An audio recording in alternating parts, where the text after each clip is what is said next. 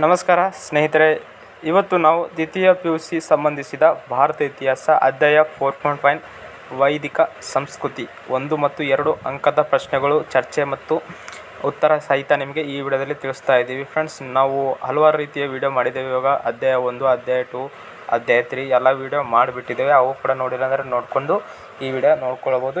ಇಂದು ನಾವು 4.1 ಎಲ್ಲ ಅಧ್ಯಾಯ ಪ್ರಶ್ನೆಗಳು ಇಂದು ನಾವು ತಿಳಿಸ್ತಾ ಇದ್ದೀವಿ. ಬನ್ನಿ ಫ್ರೆಂಡ್ಸ್, ಶುರು ಮಾಡೋಣ. ಈ ಕೆಳಗಿನ ಪ್ರತಿಯೊಂದು ಪ್ರಶ್ನೆಗಳಿಗೂ ಅಥವಾ ವಾಕ್ಯದಲ್ಲಿ ಉತ್ತರಿಸಿ. 1ನೇ ಪ್ರಶ್ನೆ ಹೀಗಿದೆ: ಆರ್ಯ ಪದದ ಅರ್ಥವೇನು?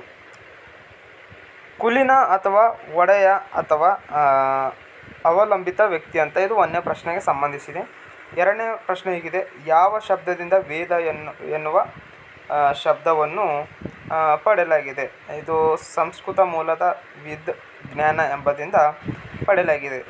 3ನೇ ಪ್ರಶ್ನೆ ಹೀಗಿದೆ, ನೋಡ್ತಾ ಇರ್ಬೋದು: ವೇದ ಎಂದರೇನು? ವೇದ ಎಂದರೆ ಜ್ಞಾನ. ಇಷ್ಟೇ, ಒಂದೇ ಸೆಂಟೆನ್ಸಲ್ಲಿ ಬರ್ಬೋದು. ಪ್ರಥಮ ವೇದ ಹೆಸರಿಸಿ.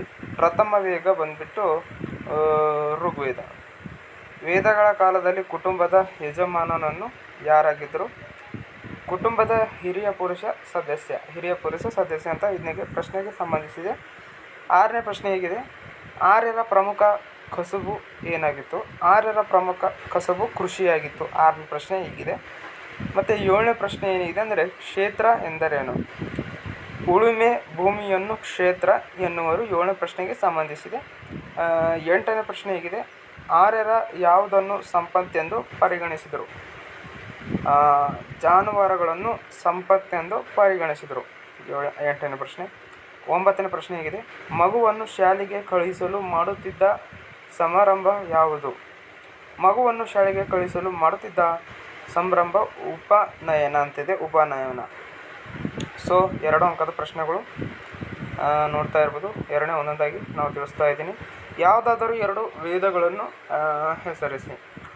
1ನೇದು ಋಗ್ವೇದ ಮತ್ತು 2ನೇದು ಯಜುರ್ವೇದ. 2ನೇದು ಹೀಗಿದೆ: ವೈದಿಕ ನಾಗರಿಕತೆಯಲ್ಲಿ ರಾಜನಿಗೆ ಯಾವ 2 ರಾಜಕೀಯ ಸಂಸ್ಥೆಯು ಸಹಾಯ ಮಾಡುತ್ತಿದ್ದವು? ಸಭಾ ಮತ್ತು ಸಮಿತಿ. ಸೊ 3ನೇದು ಹೀಗಿದೆ: ಯಾವುದಾದರೂ 2 ವರ್ಗಗಳನ್ನು ಹೆಸರಿಸಿ.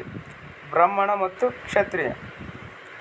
4ನೇ ಪ್ರಶ್ನೆ ಇದೆ: ಆರ್ಯರ ಯಾವುದಾದರೂ 2 ಆಶ್ರಮಗಳನ್ನು ಹೆಸರಿಸಿ.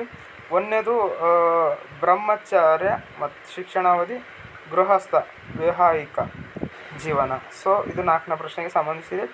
5ನೇ ಪ್ರಶ್ನೆ ಹೀಗಿದೆ, ನೋಡ್ತಾ ಇರ್ಬೋದು: ವೈದಿಕೀಯ ಜನರು ಯಾವುದಾದರೂ 2 ಮನೋರಂಜನೆಗಳನ್ನು ಹೆಸರಿಸಿ. ಜೂಜಾಡುವುದು, ರಥ ಓಡಿಸುವುದು. 6ನೇ ಪ್ರಶ್ನೆ ಹೀಗಿದೆ: ವೈದಿಕ ಕಾಲದ ಯಾರಾದರೂ ಒಬ್ಬರು ಮಹಿಳೆ ವಿದ್ವಾಂಸರನ್ನು ಹೆಸರಿಸಿ. ಗಾರ್ಗೆ ಮತ್ತು ಮೈತ್ರಿ. ಸೊ ಇವುಗಳು 1 ಮತ್ತು 2 ಅಂಕದ ಪ್ರಶ್ನೆಗಳಿಗೆ ಇವುಗಳಾಗಿದೆ. ಫ್ರೆಂಡ್ಸ್, ನೋಡ್ತಾ ಇರ್ಬೋದು. ಇದು 4.1 ಅಧ್ಯಾಯಕ್ಕೆ ಸಂಬಂಧಿಸಿದೆ. ಇನ್ನು ನಾವು ನೆಕ್ಸ್ಟ್ ವಿಡಿಯೋದಲ್ಲಿ 4.2 ಕೂಡ ತಿಳಿಸ್ಕೊಡ್ತೇವೆ. ಈಗಾಗಲೇ ನಾವು 1 ಅಧ್ಯಾಯ 2 ಅಧ್ಯಾಯ 3 ಎಲ್ಲ ನಾವು ವಿಡಿಯೋ ಮಾಡಿದ್ದೇವೆ. ಅವು ಕೂಡ ನಮ್ಮ ಚಾನಲಲ್ಲಿ ಸಿಗುತ್ತೆ ಮತ್ತು ಡಿಸ್ಕ್ರಿಪ್ಷನ್ ಬಾಕ್ಸ್ನಲ್ಲೂ ಕೂಡ ಅವೈಲೇಬಲ್ ಇರುತ್ತೆ ಅಂತ ಹೇಳ್ತಾ ಈ ವಿಡಿಯೋನ ಇಲ್ಲಿಗೆ ಮುಗಿಸ್ತಾ ಇದ್ದೀನಿ. ಮತ್ತು ನಮ್ಮ ಚಾನಲಲ್ಲಿ ಹೊಸರಾದರೆ ಸಬ್ಸ್ಕ್ರೈಬ್ ಇಟ್ಕೊಳ್ಳಿ ಅಂತ ಹೇಳ್ತಾ ಈ ವಿಡಿಯೋನ ಇಲ್ಲಿಗೆ ಮುಗಿಸ್ತಾ ಇದ್ದೀನಿ. ಎಲ್ಲ ಸೆಕೆಂಡ್ PUC ವಿದ್ಯಾರ್ಥಿಗಳಿಗೆ ಶೇರ್ ಮಾಡಿ ಅಂತ ಹೇಳ್ತಾ ಈ ವಿಡಿಯೋನ ಇಲ್ಲಿಗೆ ಮುಗಿಸ್ತಾ ಇದ್ದೀನಿ.